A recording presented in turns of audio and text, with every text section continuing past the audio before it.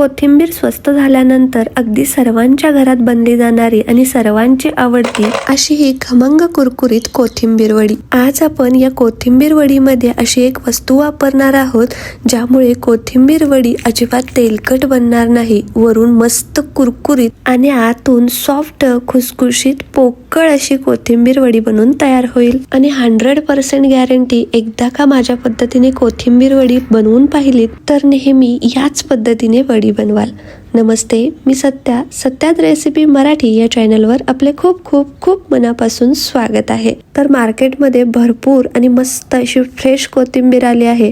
तर मी येथे कोथिंबीर निवडून स्वच्छ धुवून कॉटनच्या कपड्यामध्ये 2 ते 3 तास गुंडाळून ठेवली होती. यामुळे कोथिंबीरवर एक्स्ट्राचं जे पाणी होतं ते पूर्णपणे निघून गेलं आणि कोथिंबीर मात्र फ्रेश टवटवीत राहिली. तर कोथिंबीर निवडताना हे असे कोथिंबीरीचे कोवळे देठही मी घेतले आहेत, त्यामुळे कोथिंबीर वडी मस्त स्वादिष्ट बनते. त्यानंतर कोथिंबीर एकत्र करायची, पहिल्यांदा मधून कट करायची आणि कोथिंबीरीची दोन्ही साईड एकत्र करून अशा पद्धतीने जितकी बारीक पाहिजे तितकी कट करून घ्यायची. यामुळे अगदी बारीकही कट करता येते आणि पटपटही कट करून होते. त्यानंतर या वडीमध्ये ठेचा घालायचा आहे. तर त्यासाठी मी खलबत्त्यामध्ये 5 ते 6 लसूण पाकळ्या, 3 हिरव्या मिरच्या, 1 इंच आल्याचे तुकडे, अर्धा चमचा जिरे आणि थोडंसं मीठ घालून चांगलं ठेचून घेतलं. तर हा ठेचा घातल्यामुळे वडी खूप टेस्टी आणि स्वादिष्ट बनते. तर हा ठेचा तुम्ही ठेचून किंवा मिक्सरमध्ये बारीक करून घेतला तरीही चालू शकतं. आता पहा, एका बाउलमध्ये 2 फुल्ल वाट्या बारीक चिरलेली कोथिंबीर घेतली. यामध्ये आपण बनवून घेतलेला ठेचा ऍड केला. तसेच चवीनुसार मीठ घातलं. वडीला कलर मस्त यावा यासाठी अर्धा चमचा काश्मीरी लाल मिरची पावडर घातली, अर्धा चमचा हळद पावडर, 1/4 चमचा हिंग आणि अर्धा चमचा ओवा हातावरती चोळून ऍड केला. आणि वडी मस्त खमंग बनावी यासाठी 1 चमचा पांढरे तीळ ऍड केले. आता हे सर्व कोथिंबीरमध्ये चांगले मिक्स करून घेऊ. तर या कट केलेल्या कोथिंबीरमध्ये मीठ टाकल्यानंतर कोथिंबीरीला पाणी सुटण्याची शक्यता असते, त्यामुळे कोथिंबीरमध्ये मसाले चांगले मिक्स करून घेतले आणि यावरती झाकण लावून 5 मिनिटं बाजूला ठेवून दिलं. आणि वडी मस्त कुरकुरीत बनण्यासाठी मी येथे 1 वाटी पोहे घेतले. हे पोहे स्लो टू मीडियम फ्लेमवरती चांगले कुरकुरीत होईपर्यंत भाजून घ्यायचे. तर पोहे पहिल्यांदा भट्टीतून भाजून आलेले असतात, त्यानंतर आपणही कुरकुरीत होईपर्यंत भाजतो, त्यामुळे वडी मस्त कुरकुरीत बनून तयार होते. तर हे भाजून घेतलेले पोहे मिक्सरवरती दळून घेतले आणि 1 वाटी पोह्याचं अर्धी वाटी पीठ पडलं. त्यानंतर आपण जे मसाले घालून ठेवलेली कोथिंबीर होती यामध्ये 1 फुल्ल वाटी बेसन ऍड केलं, अर्धी वाटी भाजलेल्या पोह्याचं पीठ ऍड केलं. तर मी येथे बारीक कट केलेली कोथिंबीर, बेसन आणि पोह्याचं पीठ एकाच वाटीने मेजरमेंट करून घेतलं आहे. आणि कोथिंबीर वडी आहे त्यामुळे कोथिंबीर जास्त आणि पीठ खूपच कमी वापरलं आहे. आता हे सर्व चांगलं मिक्स करून घेतलं आणि यामध्ये 1 चमचा तेल ऍड केलं. तेलही चांगलं मिक्स करून घेतलं.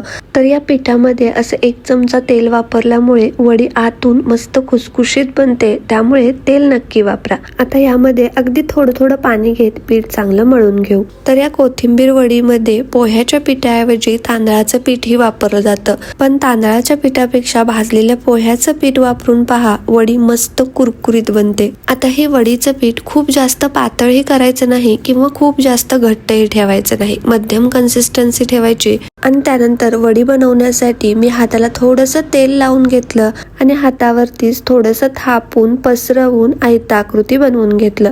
तुम्ही जर वडी गोल बनवणार असाल तर या पिठाचा रोल बनवून घ्यायचा. आता ही वडी वाफवण्यासाठी मी इथे टीन घेतला आहे. तुम्ही याऐवजी प्लेटही वापरू शकता. आणि या प्लेटला किंवा टीनला थोडंसं तेल लावून घ्यायचं, म्हणजे वडी चिकटत नाही. आणि त्यानंतर यावरती गार्निशिंगसाठी थोडेसे पांढरे तीळ पसरवून टाकायचे, म्हणजे वडी बनल्यानंतर खूप सुंदर दिसते.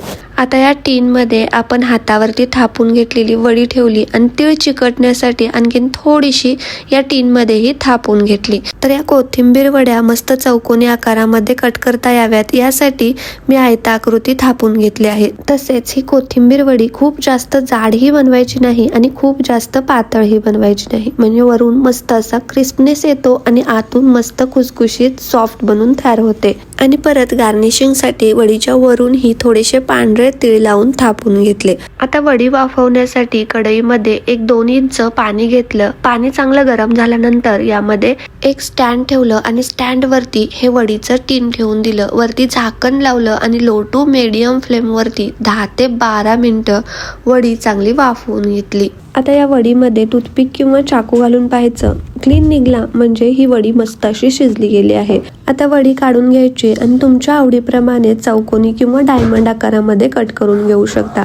तर मी येथे चौकोनी आकारामध्ये कट करून घेतली आणि वडीमध्ये भरपूर कोथिंबीर घातली असताना सुद्धा वडी कट करताना अजिबात तुटत नाही किंवा मोडत नाही. आता या वाफवलेल्या वड्या आपण 4 दिवसापर्यंत स्टोर करून फ्रीजमध्ये ठेवू शकतो आणि आपल्याला जेव्हा पण खायच्या असतील तेव्हा शालो फ्राय किंवा डीप फ्राय करून खायला घेऊ शकतो. तर मी आता या सर्व वड्या डीप फ्राय करून घेणार आहे. तर पहा, वड्या तळण्यासाठी पहिल्यांदा मी तेल चांगलं गरम करून घेतलं आणि त्यानंतर गॅसची फ्लेम स्लो टू मीडियम करून तेलामध्ये वड्या सोडून घेतल्या. आता तेलामध्ये वड्या सोडल्यानंतर लगेच पलटायची घाई करायची नाही. तर वडीचा कलर एका साईडने हलकासा चेंज झाल्यानंतर मग वड्या पलटून घ्यायच्या. तर या कोथिंबीर वड्या शक्यतो कढईमध्ये न तळता पॅनमध्ये तळून घ्यायच्या, म्हणजे सर्व वड्या एकसारख्या तळल्या जातात. तर या वड्या तुम्ही डीप फ्राय करण्याऐवजी शालो फ्राय करून घेऊ शकता, पण डीप फ्राय केलेल्या वड्या एक्स्ट्रा क्रिस्पी बनतात, त्यामुळे मी डीप फ्राय करून घेतल्या आहेत. आणि या वड्यांना पहा, अगदी सर्व बाजूनी एकसारखा सोनेरी कलर येईपर्यंत तळून घेतल्या आणि वड्या पहा किती सुंदर दिसत आहेत ना. आणि या वड्यांचा आवाज पहा, वरून मस्त कुरकुरीत आणि आतून सॉफ्ट, अगदी खुसखुशीत म्हणतात ना, तशा या वड्या बनून तयार झाल्या आहेत. तर ही कोथिंबीर वडीची रेसिपी तुम्हाला कशी वाटली कमेंट्स करून नक्की सांगा. आणि माझ्या या चॅनलवरील रेसिपी तुम्हाला थोडं जरी आवडत असतील तर एक लाईक करत जा. चॅनलला सबस्क्राईब करून घ्या. फेसबुक पेजवर पाहत असाल तर फॉलो करून घ्या, म्हणजे माझ्या नवनवीन पारंपरिक परफेक्ट रेसिपी सर्वात आधी आपल्यापर्यंत पोहोचतील. थँक्यू, बाय बाय, परत भेटू.